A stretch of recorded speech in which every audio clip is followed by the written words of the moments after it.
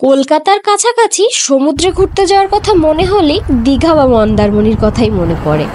কিন্তু এখানে সমুদ্রের স্রোতের থেকেও বেশি জনস্রোত।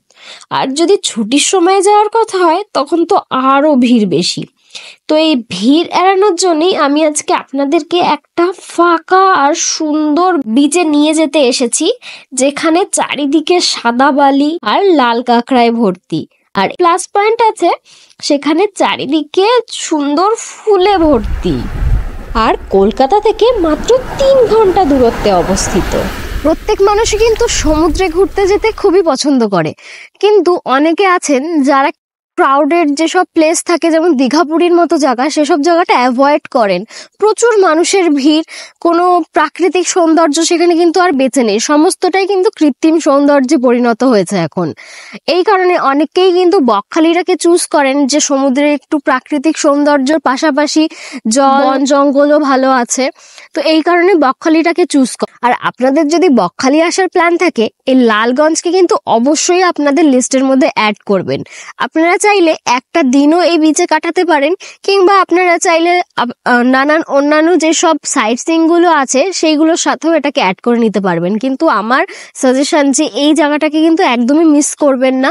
মিস করলে আপনাদেরই মিস, কারণ এখানে খুব সুন্দর ফাঁকা বিচ। কারণ এখন কিন্তু সব জায়গায় ক্রাউডেড, আর যদি ফাঁকা কোনো জায়গায় ঘুরতে চান এই জায়গাটা বেস্ট। এই নতুন বিচটা কিন্তু উদ্বোধন করা হয়েছে।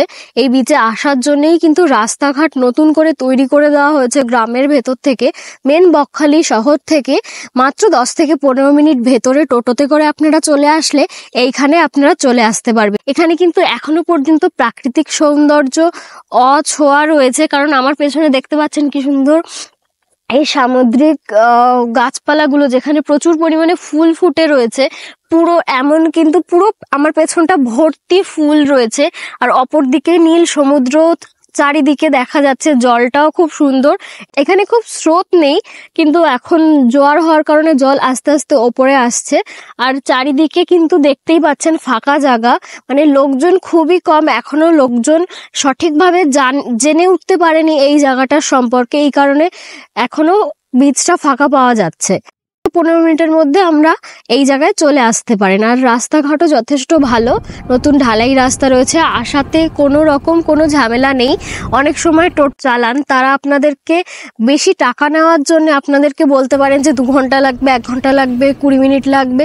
অত সময় কিন্তু লাগে না, 10 থেকে 15 মিনিট, হাইয়েস্ট 20 মিনিট, তার থেকে বেশি লাগবে না। আপনাদেরকে যদি কেউ বলে যে এখানে আসতে 2 ঘন্টা 1 ঘন্টা সময় লাগবে, এটা কিন্তু একদমই ভুল। একদমই কাছে, আমার বকখালি শহর থেকে একদমই কাছে। আর এখানে কিন্তু প্রচুর পরিমাণে বোটও দেখা যাচ্ছে দূরে, অনেকটা দূরে। সেখানে শুটকি মাছের ব্যবসা করা হয়, ব্যবসার কাজ টাজ সব হচ্ছে সবসময়। এখান থেকে দেখা যাচ্ছে লঞ্চ স্টিমার ছাড়ছে। আর সবসময় আমি আমার সামনে এখন দেখতে পাচ্ছি প্রচুর বক উড়ে যাচ্ছে সামনে থেকে। তো প্রাকৃতিক সৌন্দর্য কিন্তু এখানে ভরপুর রয়েছে। আমার পেছনে জঙ্গল রয়েছে, সামনে সমুদ্র রয়েছে, আর এখানে পাশে দেখুন সুন্দর ফুলে ভর্তি। আর আপনাদেরকে বিচটাও ঘুরে দেখাবো যে এখানে আর কি কি সৌন্দর্য রয়েছে।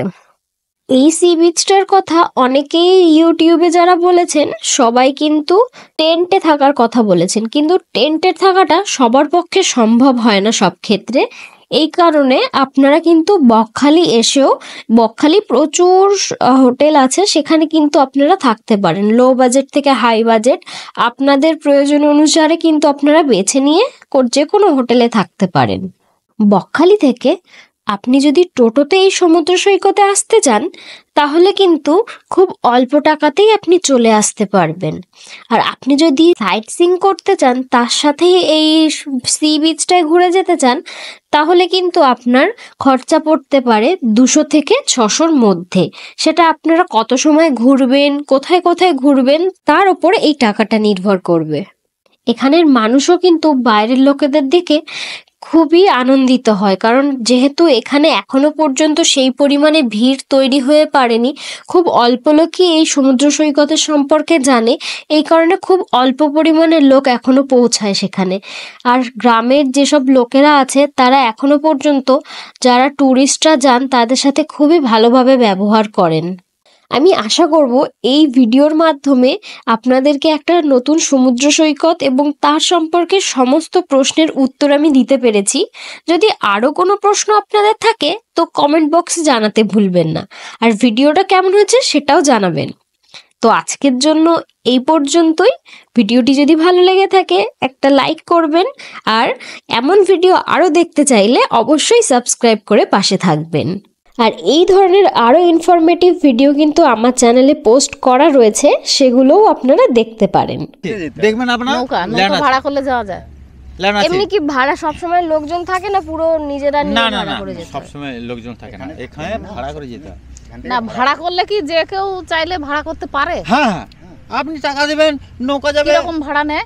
ভাড়া এখানে যাবে, ধরো আপনারা কজন যাবেন আপনি বলুন।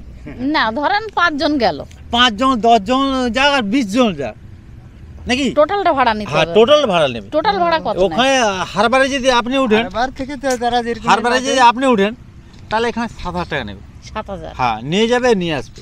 আচ্ছা, ওখানে কতক্ষণ থাকবে? হ্যাঁ, আপনারা যদি 2 ঘন্টা চাই 2 ঘন্টা থাকবেন, 3 ঘন্টা 3 ঘন্টা চাইলে 3 ঘন্টা থাকবেন। 7000, তাই তো? 7,000 টাকা নেবে। আচ্ছা, হরিপুরে যদি আপনি ল্যান্ড করেন, ঘুরতে পারবে। হরিপুরে গেলে 5,000 টাকা কোন নেবে। দিকে? হরিপুরে হরিপুরটা কোন দিকে? এই তো, এই যে যাচ্ছি লালগঞ্জ যাচ্ছি, হরিপুর চলে যাবে। ওখানে ও হাঁটতে হাঁটতে সোজা গেল। হাঁটতে হাঁটতে না, আপনারা ওই যে বকখালি যে আছেন না, হ্যাঁ। ওইখানটাতে এই টোটো চলে যাবে। আচ্ছা। আচ্ছা, ওরা ওটা 5,000 একটা টাকা। বিচ আছে। হ্যাঁ, ব্রিজ নয়, ওখানে নদী আছে, 5,000 টাকা নেবে। ওখানে 5,000 টাকা নেবে। ও আপনি 3 ঘন্টা থাকবেন, 2 ঘন্টা থাকবেন, আপনার ম্যাপ দেখা দরকার। নদী না সমুদ্র? ওই ওই নদী আর সমুদ্র আমাদের না, নদী এটা এটা হচ্ছে সমুদ্র। তোমরা বলো কিন্তু আর যেটা সমুদ্র। খাল হয় সেটা না, আমাদের বলি সমুদ্র নদী। হয় না, নদী হয়। আছে। এটা নদী মানে এরিয়া প্রচুর তো আরে খোলা, নদী। আর সমুদ্র হয় কি খাল, যেটা হয় মা। ও, সমুদ্রটা খাল। হ্যাঁ, আপনারা হয়তো আপনাদের হচ্ছে ম্যাপে কি খাল। আছে জানি নি। ঠিক আছে, এই যে খাল। সমুদ্র হচ্ছে খাল, এইটা বুঝলে? খাল। আর এটা হচ্ছে নদী। খোলা তো আমাদের মা, হ্যাঁ, এটা খোলা এরিয়া। এটা এটা নদী। হ্যাঁ, এদিকে এটা কিছু আমাদের নেই। নদী, এটা কিছু নেই এদিকে। এদিকে কিছু নেই। আর এদিকে যখন কিছু নেই, খাল যত হয় যাবো এদিকে কিছু সেটা নেই। আপনাদের ম্যাপে কি আছে জানি নি। যেটা এই মানে খাল হয় সেটা আমাদের দু নদী সাইডে হয়। কিন্তু জঙ্গল আর আছে। এটা- এই হয়। এই হয়। হ্যাঁ, এই হয়। আচ্ছা আচ্ছা আচ্ছা, ভালো কথা বলতে বলে আপনাদের সঙ্গে খুব খুশি হলাম। গেলি সেটি আমার 4 মেয়ে মা, কি করে মেয়েরা? দিলা মেয়েদের সব বিয়ে দিয়েছি। দিন কল Complete। করলা। হ্যাঁ, সব মেয়ে